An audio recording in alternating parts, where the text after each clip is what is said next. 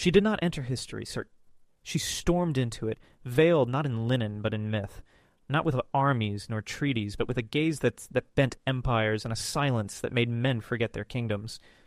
Before she was legend, she was a girl exiled from her own palace. Her father, trembling under Roman debt, had fled Alexandria with his favorite daughter by his side. And so Cleopatra's first taste of power was not possession, but loss. She grew up not on a throne, but in its shadow. Watching from afar, she learned the language of survival, the way a serpent learns to curl in silence before it strikes. When she returned, she was no longer a child. Egypt was split. Her brother, a puppet of courtiers, wore the crown. Cleopatra, dismissed, banished once more, wandered the deserts with nothing but the echo of her bloodline behind her. But some women do not kneel. They wait. And when the world forgets them, they prepare to remind it.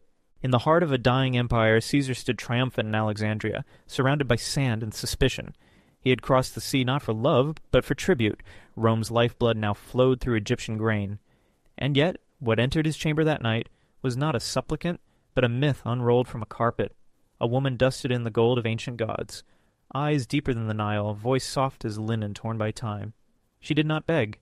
She simply existed, and in doing so rewrote every script of diplomacy. It wasn't seduction. It was recognition. A queen in exile, a general growing old, two rulers standing on the edge of their own oblivion. Cleopatra didn't ask for Rome's help. She offered something rarer, a future both glorious and doomed. What did he see in her? Not just a lover, not even a queen. He saw a flame refusing to go out in a world built of ash. In her presence, Caesar did not feel like a conqueror. He felt like a man staring at the divine. And when Rome whispered of scandal, when senators spat her name like a curse, he remained still. Because men like Caesar are not undone by women. They are undone by what women awaken in them, the illusion of immortality. Cleopatra returned to her throne not through war, but through spectacle. Her enemies drowned in Roman blood. Her brother vanished beneath palace walls, and her face, young, unreadable, emerged once more beneath the golden sun of Egypt. But the crown she now wore burned hotter than before, because power once tasted changes its host. She was no longer just a monarch. She was a symbol, a living question. Was she Egypt's last hope, or its final curse? In the markets of Alexandria, they spoke of her as if she were divine, Isis reborn, wrapped in pearls, commanding ships as if born from the sea itself. But in the quiet of her chambers, Cleopatra sat alone, surrounded by scrolls, maps, and the weight of 1,000 years of dynasties, all now balanced on her breath. She knew the truth, that the gods no longer ruled from Olympus or Heliopolis, that the age of myth was ending, and that Rome, hungry, cold, and merciless, was coming not just for her kingdom, but for her story. So she wrote faster. She negotiated harder. She bled slower. A woman born into a fading empire, crowned in exile, raised by desert winds, now dared to love a man who saw her not as land to be taken, but as legend to be preserved. And for a moment the world paused, because in the endless march of empires someone had placed a queen at the center of the storm, and she was not running. She was choosing. The child of the Nile had become the echo of the world. Her name traveled farther than her ships. In Rome, the Senate rooms grew cold at its mention. Cleopatra. Not a queen. A fever. A storm cloaked in silk. They called her a temptress, a sorceress, a disease corrupting the bones of the Republic. But beneath the venom there was fear. Because Rome, built on law, steel, and the illusion of control, had no answer for a woman like her. And yet Cleopatra did not speak of a war. She bore Caesar a son. His name was Caesarion, Little Caesar. And in that name was both ambition and treason. She imagined a world ruled not from Rome, not from Alexandria, but from their union, east and west, sun and sword, womb and will. But empires do not mix. They consume. Caesar never named the boy his heir. He couldn't, not with daggers circling his back like shadows waiting for dusk. But still, he protected them. And still, she waited. When he returned to Rome, she followed, not as a wife, but as a ghost in silk, housed just outside the city walls, forbidden by law to cross the sacred line into the heart of the Republic. Rome could worship its goddesses, but not let one walk its streets. The people stared, some with wonder, most with hatred. A woman who wore crowns like jewelry, who bathed in milk and read philosophy, who spoke 9 languages and walked barefoot among slaves. They had never seen such contradiction wrapped in flesh. When Caesar was murdered, not by enemies but by his own, the myth shattered. 23 knives, and yet not a single one aimed at her. Still she felt each blade, not in flesh but in future. The vision she had dared to believe in, unity, legacy, a son who could rule both marble and sand, died on the Senate floor. She fled, not out of fear but out of clarity, because Cleopatra knew what came next. Rome did not mourn. Rome fed. And power once spilled is drunk like wine. In Egypt she rebuilt again, and again. The goddess in the temple, the widow in the shadows. She held her son and told him stories of a father who bent history, who once held the world in his hands and lost it to a whisper. But the world was not done with her, because power never forgets beauty, and Rome never forgets unfinished business. Mark Antony, the soldier with the lion's jaw and the heart of a boy who believed in heroes. He was no Caesar, but he bled for the same gods. And in the aftermath of Caesar's fall, as Rome tore itself apart, Antony was sent to tame the East, and the queen who ruled it. What began as politics ended in something far more dangerous. He summoned her, and she answered not with ships, but with legend, sailing up the Cydnus River dressed as Aphrodite herself, gold dust on her skin, incense trailing in the air like a second breath. The crowd did not cheer. It fell silent, because what approached was not a ruler. It was a dream, long forgotten and suddenly real. He fell, instantly, utterly, not for her beauty, but for what her beauty symbolized, a world before Rome, a world where gods walked with mortals and fate was written in the stars. But Cleopatra did not fall. She measured, she weighed, she watched, and when she gave herself it was not as a gift, but as an empire in flesh. Together they were thunder. Their love was not tender. It was theatrical, explosive. They drank, danced, made kingdoms feel like bedrooms and vice versa. But beneath the laughter, Cleopatra worked. She secured territories, built alliances, raised armies, not for him, for Egypt, for Caesarion, for a vision that refused to die. In Rome they screamed, whore, witch, enemy. They could not believe it, that a Roman general had fallen not in battle but in bed, that his will bent not to the Senate, but to her. They feared what their eyes could not understand, a woman who wielded sex like a scepter, who governed through seduction, not because she lacked power, but because she knew it was the most dangerous form of it. Octavian, Caesar's adopted son, watched all of this from the shadows of Rome, cold, calculating, a boy who had grown up under the weight of legacy, who had never ruled but had always wanted to. To him, Cleopatra was not a woman. She was the final obstacle, the last goddess standing in the way of empire. So he painted her as poison, sent letters, spread lies, turned Antony from general to traitor with nothing but ink. And in the streets of Rome the people howled, because nothing unites the masses like a common enemy, and nothing is easier to hate than a woman who refuses to be less. Cleopatra knew war was coming, but it was not a war of soldiers. It was a war of myths, and she had spent her life mastering the art of appearances. So she prepared. Ships, gold, alliances. But no matter how many sails she raised, no matter how many coins she melted, she could feel it. The shift. The slow drowning of old gods beneath the weight of a new world. A world that no longer believed in queens. She looked at Antony, saw in his eyes not strategy but sorrow. He still loved her, but love is not a kingdom, and passion is no match for propaganda.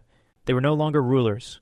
They were relics, holding hands as the tide rose, pretending it was still the Nile and not history coming to swallow them whole. And yet Cleopatra smiled, because she understood something Antony never could. That to rule was not enough. To survive was not enough. She would not become a trophy. She would not be paraded. She would not be remembered as Rome's conquest. No. She would write the ending herself, even if it meant writing it in blood. By now, the gods had grown quiet.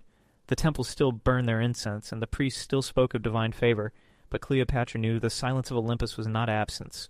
It was judgment. And the judgment had begun. War had come to her not as thunder, but as erosion. Not in sudden blows, but in steady betrayal. Grain by grain she watched her power slip through her fingers like desert wind. The Battle of Actium was not a battle. It was a reckoning. Off the coast of Greece, her fleet and Antony stood in elegant formation, sails gleaming in the sun. But even beauty can rot. Rome's navy, disciplined, ruthless, silent, approached like a judgment long delayed. And in that moment, with the fate of empires hanging between horizon and sea, the gods revealed their cruelty. Antony's men began to falter. His captains questioned. The chain of command broke. And in the middle of it all, Cleopatra's ship turned.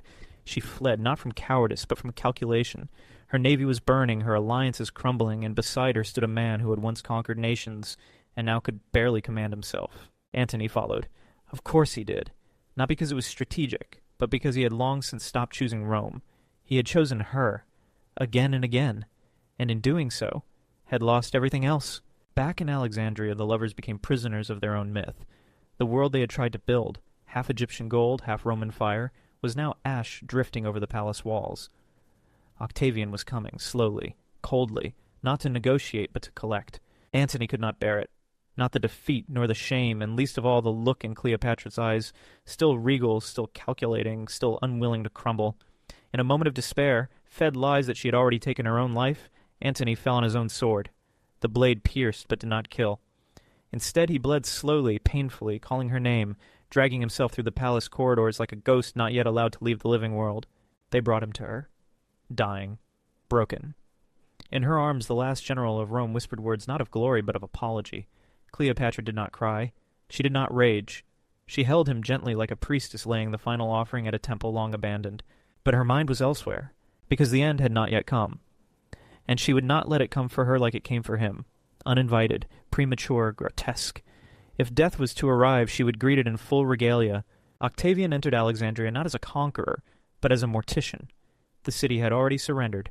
The armies had laid down their swords. The people, worn by hunger and fear, welcomed the new god in marble and armor. And Cleopatra, last of the pharaohs, queen of sun and sand, waited behind the thick stone of her mausoleum, where she had begun to prepare her exit. She tried once more. One final attempt, she met with Octavian, not as a supplicant, but as a mirror. She offered him alliances, wealth, even her crown. She spoke to him not as woman to man, but as ruler to ruler. He did not hear her. He did not need to. Her power was already a relic, her words an echo. She saw it in his eyes, not hatred, not even lust, just calculation.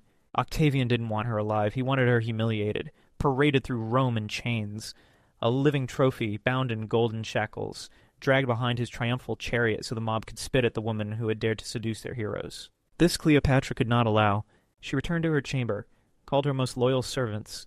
She dressed in her finest robes, not white of mourning, but the gold of rebirth. She surrounded herself with the relics of her gods, statues of Isis and Hathor, scrolls that whispered of eternity, vials of precious oil, coiled snakes carved in lapis. The air was thick with sandalwood, the kind they used only for funerals. Her own. Beside her a basket, inside a fig. Beneath the fig something ancient, something silent. The ass was no executioner. It was a companion, a gatekeeper. It had served the pharaohs for centuries. A single bite, and the blood begins to whisper. The heart slows. The vision narrows to a tunnel of gold. The soul, they said, finds the Nile again. Some say she chose poison. Some say the serpent. Some say Octavian lied, that her death was his doing, not hers. But all of these stories miss the point, because Cleopatra's final act was not a mystery. It was a message. She had lived as a goddess, ruled as a woman, loved as a queen, and lost like a myth. But she would not die like a prisoner. Octavian found her too late. Her body lay still, dignified, lips curled in the faintest suggestion of amusement. Her maidens lay beside her, loyal even in expiration. No screams, no stains, just silence, heavy and deliberate. In that moment Octavian lost something. He had won the war, taken the kingdom, eliminated the threat. But what stared back at him from that stone chamber was a kind of victory he could never claim. Because Cleopatra had left the world on her terms, wrapped not in shame, but in eternity. Her son Caesarion did not live long after. Octavian saw to that. Rome had no room for bloodlines it could not control. And so, the last pharaoh's line ended not with ceremony, but with silence. But the myth did not end. It began. Because Cleopatra did not die in that tomb. She transcended. Her name, once spoken in whispers, now echoed through history. Not as victim, not as villain, as enigma. A queen who mastered appearance, wielded desire, and in the face of the most powerful empire the world had known, chose death rather than submission. She was not perfect, she was not pure, she was power incarnate, and power never dies, it only changes form. In paintings she became a seductress, in poems a martyr, in politics a cautionary tale, but in truth she was something rarer, something the world still struggles to name, a woman who refused to be defined by the men who claimed to conquer her, a woman who chose silence, and in doing so made the world speak her name forever. The day Cleopatra died, the world did not pause. Rome moved on. Its senators adjusted their robes, its armies readied for new conquests, and its new emperor Octavian, soon to be Augustus, began the final transformation of the republic into an empire, a singular rule forged in blood and silence. And yet, in the marble corridors of power there lingered something that would not quite leave, a shadow, a perfume, a question no sword could cut. What do you do with a ghost that refuses to vanish? They buried her without ceremony. No parade, no wailing priestesses, no chorus of harps rising over the Nile. Her tomb was sealed, her name erased from monuments, her lover's legacy dismantled brick by brick. But empires, for all their strength, have always misunderstood myth. You cannot kill a woman who died by choice. You cannot erase a symbol written in the blood of history. Cleopatra became larger after death than she had ever been in life. Not because Rome glorified her, but because it couldn't forget her. The more it tried to define her, the more she slipped through its fingers. Seductress, savior, sinner, sorceress. No word quite held. She had made herself too complex to reduce, too vivid to whitewash. And so the image fractured. The West painted her in Roman guilt, a dangerous foreign queen who led their greatest men astray. She became the cautionary tale whispered behind marble columns, the warning sewn into the fabric of state. Do not trust the foreign woman with a crown and a gaze. Do not believe that a queen could be clever, or strategic, or more than what her beauty offered. But in the East, among the dust-covered scrolls and broken statues, there remained another truth, a deeper one. A woman who had ruled a fragmented world, not by force, but by finesse. A ruler who could speak the language of scholars and soldiers alike, who had made herself divine not through temples but through action, who had played the greatest empire in history and almost won. And what was her crime? Not loving Caesar, not bearing his child, not uniting with Antony. Her true crime was existing on her own terms. History hates that. Rome had always been afraid of the feminine that could not be controlled. They cloaked their myths in violence. Lucretia's virtue honored through suicide, Dido's power ended by flame, Medea turned monstrous when she refused to be silent. Cleopatra joined their ranks. A woman made monstrous, not by what she did, but by what she refused to do. Apologize. Even Octavian, victor emperor, founder of an age, knew this. He did not speak her name often.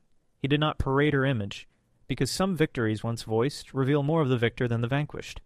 To speak of Cleopatra was to remind the world that once a woman nearly unseated Rome, not with war, but with presence. Still, the stories survived. They traveled through time like smoke, shifting in shape but never fading. In the Middle Ages she became sin incarnate, the dark eve of the Mediterranean. In the Renaissance she was rediscovered by painters who could not look away. In the Enlightenment she became the subject of philosophy, of theater, of debate, always returning, always reappearing, in marble, in oil, in verse. And yet, how little they understood her. They asked the wrong questions. Did she love Caesar? Was Antony her downfall? Did she really kill herself with a snake? As if love or death or rumor could contain her. As if she were a character, not a force. They obsessed over her beauty, her body, her bedroom, as if that were the throne she ruled from. But Cleopatra's true legacy was elsewhere. It was in the way she refused to become what they wanted. In the way she moved through a world built for men, not by copying them, but by bending the rules around her. She did not dress like Rome.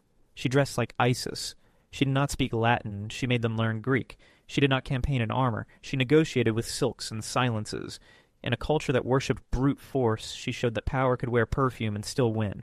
And it terrified them, because Cleopatra proved a truth too dangerous for empire, that to lead, one does not need to dominate. One needs to understand. And she understood everything, her people, her enemies, her moment in history. She ruled not with arrogance, but with awareness. She was not above manipulation, but she was also not beneath sacrifice.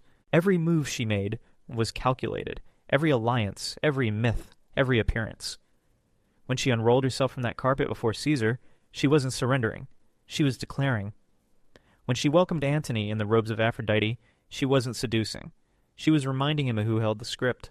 And when she chose death, she didn't break. She completed the story. Because Cleopatra's final act wasn't escape.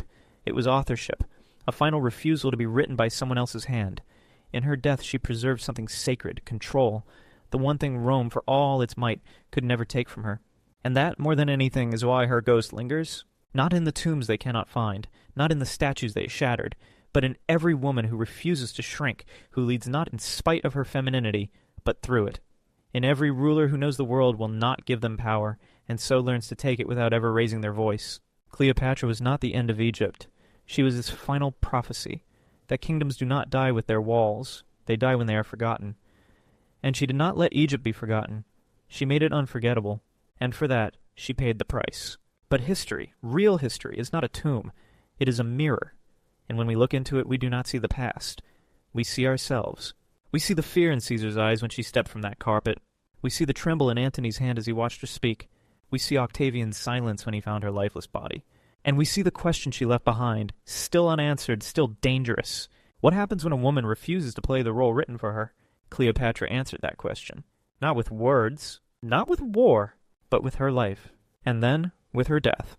There is a moment deep in the folds of every civilization when it glimpses itself in the figure of a single person, when all its tensions, contradictions, longings, and fears are reflected back like a cruel, beautiful mirror.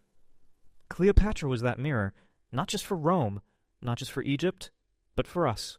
Because she was not merely a queen, she was an idea, and ideas, unlike bodies, don't die.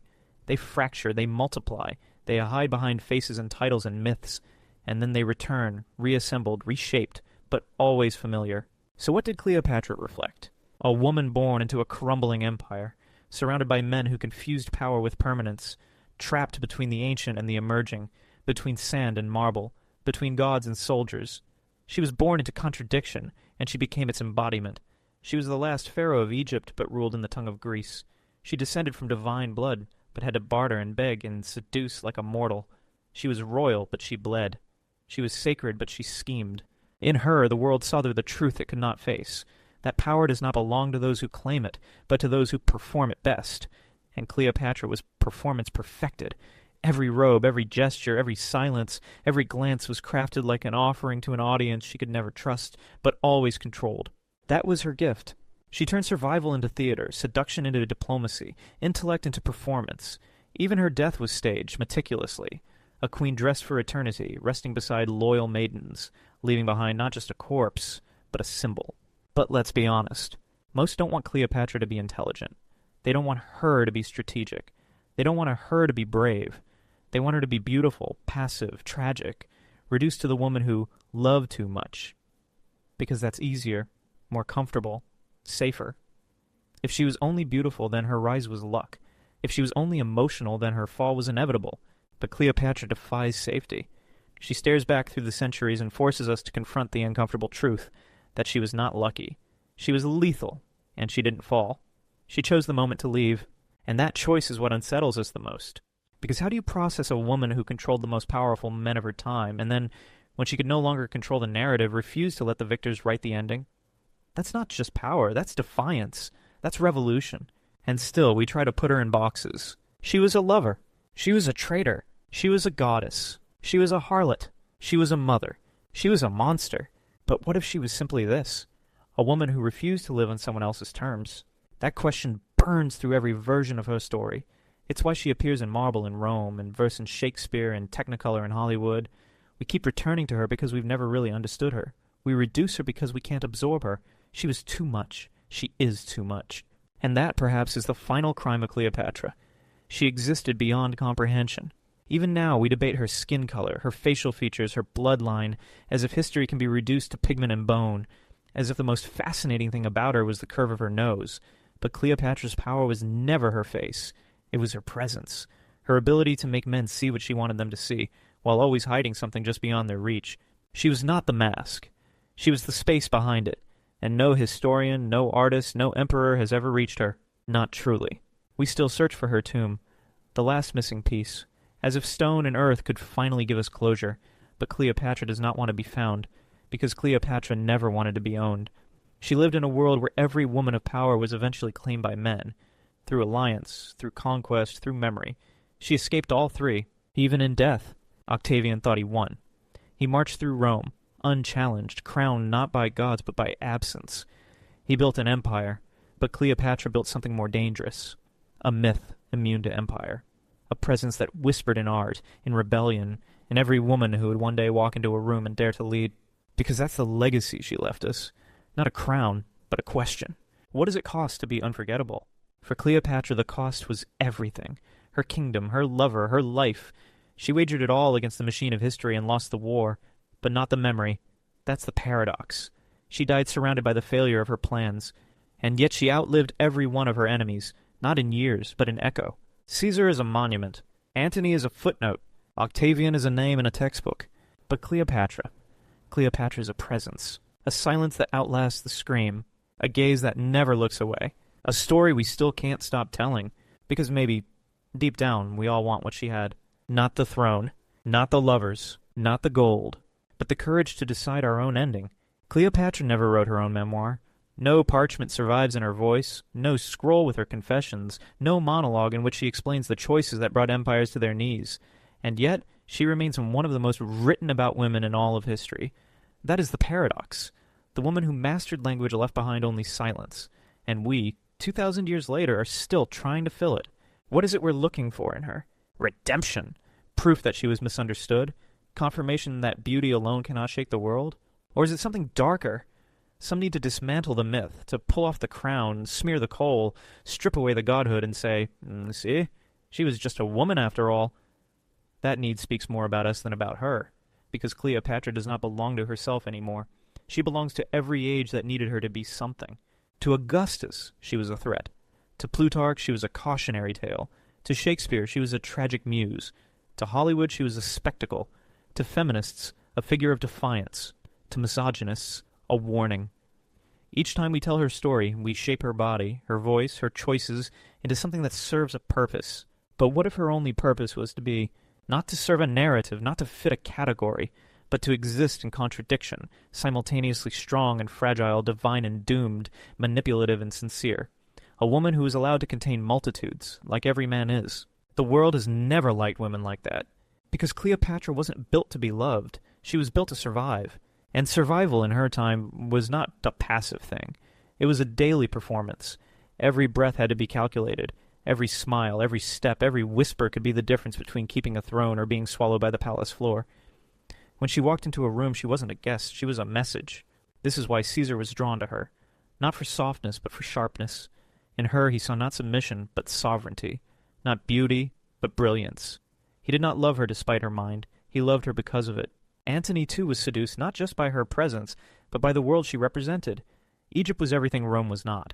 Sensual, poetic, ancient, unknowable. Cleopatra embodied that contradiction. She wasn't just a lover. She was a civilization wearing perfume. And still, we reduce her. Even now, the most common image of Cleopatra is one of seduction. The gaze, the lips, the coiled serpent.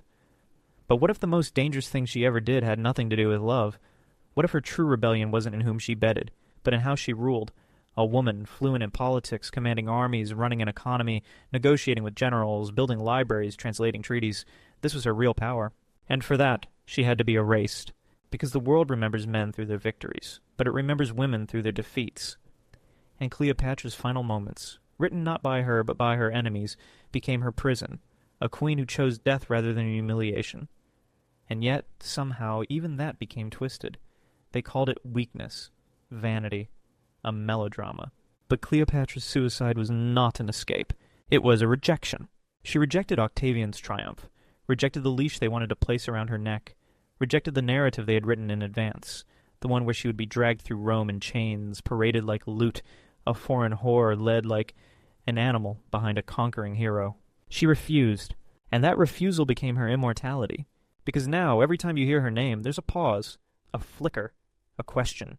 Not just about her. About you. What does it mean to hold power in a world that wants you small? What does it cost to be seen fully and not flinch? What happens when a woman refuses to be anyone's symbol even while becoming one? Cleopatra's legacy isn't buried in a tomb. It's walking beside us, breathing through every woman who dares to take up space, every outsider who enters the halls of power, every person who refuses to wear the mask designed for them. She did not leave behind an empire. She left behind a blueprint for those who come after, for those who are told they are too much, too proud, too sexual, too political, too loud, too intelligent, too complicated. Cleopatra was all of those things, and she made the world remember her anyway. Not because she was perfect, but because she was never afraid to be whole. So let them argue about how she died. Let them guess where her bones lie. Let them rewrite her with every century. None of it matters, because Cleopatra is not history. She is a mirror, and the moment you look into her eyes, through the stone, through the myth, through the layers of propaganda and poetry, you don't just see a queen. You see yourself, and you're left with one question. Will you live on someone else's terms? Or will you, like her, dare to choose your own ending?